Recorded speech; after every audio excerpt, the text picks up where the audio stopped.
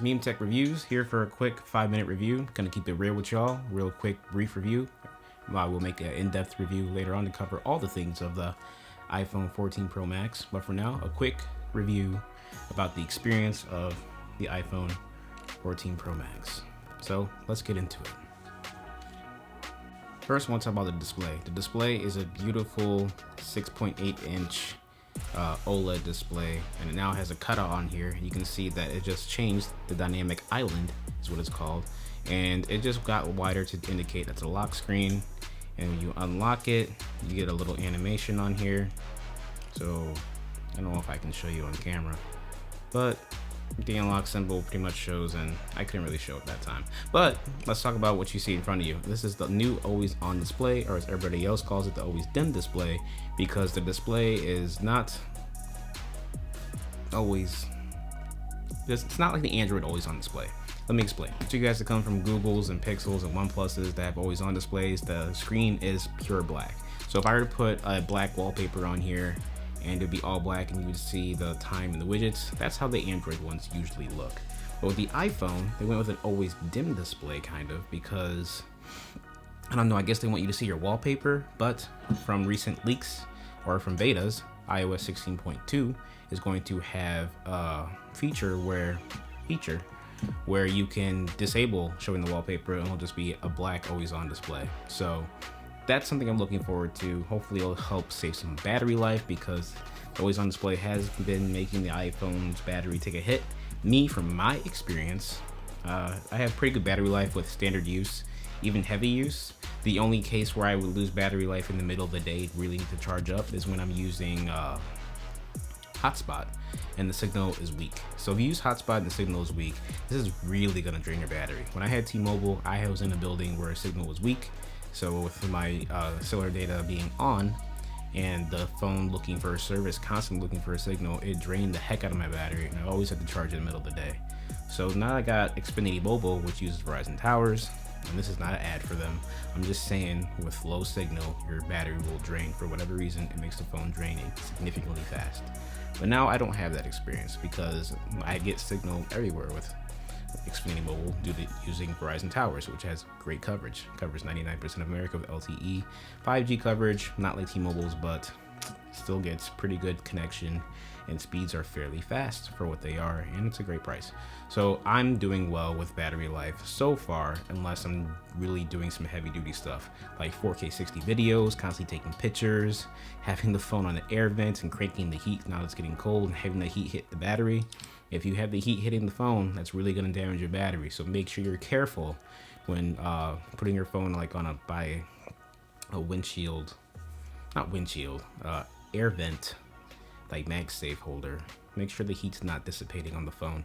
They'll really drain the battery and affect its battery health as well. So let's talk about what people are always curious about when it comes to new iPhones, Samsungs, and Googles: the cameras. So the cameras on here are pretty good. You get a new sensors, bigger, which means bigger camera bump. Get a 48 megapixel raw photo in here, and basically what that does, it does pixel binning. So it bends down to 40 megapixels down to 12 megapixels for final output, unless you click Apple Pro RAW in the camera settings, and then you'll have a 48 megapixel resolution. And the higher the resolution, the more detail is captured in the photo, more information is captured, which is actually very good for blowing up pictures. If you want to make pictures really big instead of the standard 4x6, having a higher resolution allows those photos to look really good, crisp, and still detailed, while the 12 megapixels wouldn't be very ideal for blown up pictures such as posters and whatnot, but 4x6s should be pretty good.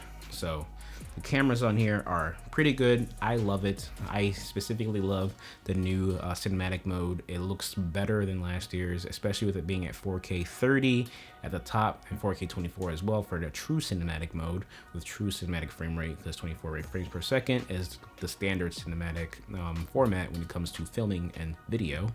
And the features on here are the same from last year. You have the photo styles, which I don't really use, which allows you to change the way the photo is outputted. So you have different settings like contrast, vivid, cool, and warm. So that way you can make the iPhone have a color profile that's similar to Samsung's and Google Pixels and other phone manufacturers that you may prefer a color profile from, since the phones have different color sciences when it comes to the final image that it outputs through the camera. So you have that feature still on here. You have slow-mo, and you guys remember slow fees. I think that's still on here for the front-facing camera slow motion video. Not sure why anyone would ever use this. Thank God it never became a thing. We also have portrait mode, obviously is still on here, and you get 2x zoom instead of you still get 3x. So the sensor on here is so big that it crops in on the 2x sensor to zoom in at 2x and still give you 12 megapixel output without damaging the image quality, which is pretty good. And I've had great use of it for portrait modes, especially with my little puppy. I'll have samples after I'm done talking about this segment of the video. So video is still at 4K 30 and 60, and ProRes is still at 4K 30. Don't know why. ProRes should have been at 4K 60, but given the A16 Bionic chip isn't that much more powerful than the A15 Bionic chip, I can see why maybe there's some kind of limit to the capabilities of this chip and its video output with 4K 60 at ProRes. So I would love to shoot my slow motion videos in ProRes and use this phone as a B-roll instead of the camera that I'm using right now, the Sony a6400. So I'm going a little over 5 minutes.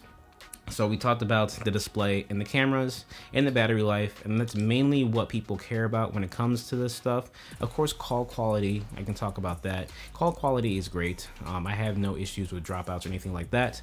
The only issue I do have though is when I'm on FaceTime audio or video, if it's switching from a cellular to Wi-Fi connection or switching out of Bluetooth audio to a different audio output, it drops the call. I don't know why it does that. Could be Xfinity thing, could be the iPhone, don't know. Other than that, when it comes to hearing people's voices, it's crisp, it's clear, and it works just fine. FaceTime's fine. The autofocus on the front-facing camera is great. Selfies are great. Selfie videos are great. FaceTime looks a lot more crisp, and the color science is great as always, although it does still have that yellow tint to it that iPhones tend to do, a green and yellow tint on the photos. And HDR sometimes can get blown out. It will focus on the subject more and then blow out the highlights in the background sometimes, and sometimes the way around that is to put the focus on the background, but then that might deter from the sharpness of the actual subject in the foreground. So you got to play with it a little bit. It's not perfect. Samsung, from what I've seen, has pretty good HDR control a lot of the times when it comes to situations like that, and so is the Pixel phone. So Apple needs to work on that with the highlights being blown out, with the subject being more detailed and having the lighting in control in that area. But that's about it. And I spent the whole 4 minutes talking about just the cameras, because it's a pretty big deal when it comes to these devices. So what are my overall thoughts before I go into the full video on the next video where I go into a more in-depth video? What do I think about this phone?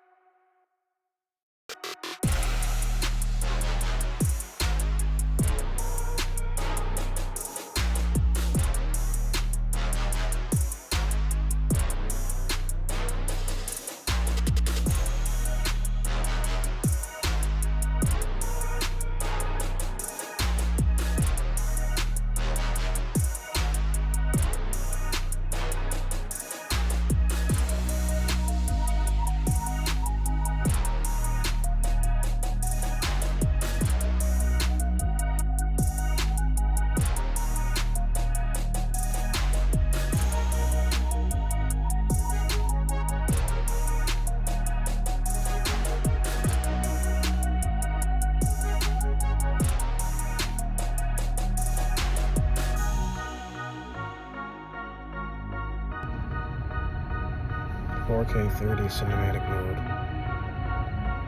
All time.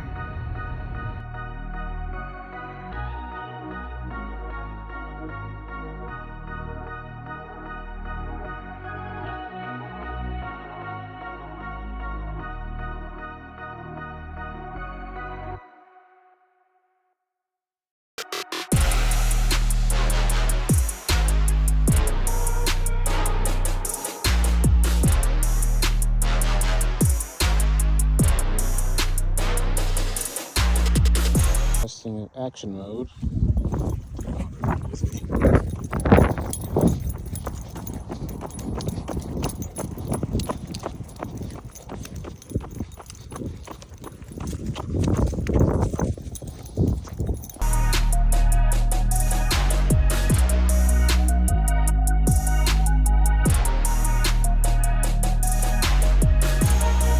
So compared to the iPhone 13 Pro Max that I had last year, I do like this phone mainly because of the cinematic 4K 30. And that's no reason to drop over $1,000 or trade in your phone and drop $700 just to get it. I do enjoy the display, although I think the notch might have been less intrusive, honestly, compared to this. But I do like the dynamic island. It does have a lot of great features, like with maps, basically Apple apps and Spotify and some music streaming apps. I do enjoy the dynamic islands, little icons where you can have the two at a time going together, whether it's the maps or an audiobook and all those other things. I do enjoy that. I do wish Google Maps had the same thing that Apple Maps had, with like showing you the mileage left before a turn and stuff like that. Hopefully it will be in a future update, but dynamic island is pretty cool, pretty smart implementation of using an ugly notch, but nonetheless I hope it actually goes away someday. And maybe they can bring a touch ID and Face ID, some kind of, I'm sure technology get better where things get smaller and Face ID can be smaller and turn into a singular little notch or a single hole punch, just like all the other Android phones. But then that'll take away the identity of the iPhone, right? Because it is a market tactic. If you see this, you know it's an iPhone. The notch, you know it's an iPhone. So for Apple to look like every other phone, it might take that away, but they always have their Apple logo in the back. So, but you know, phone cases cover things. So this is my brief over 5-minute review of this phone and device. I'll have camera samples and video samples, of course. So if you like this video, thumbs up, subscribe, hit that bell icon, stay tuned for more. Take care. Peace.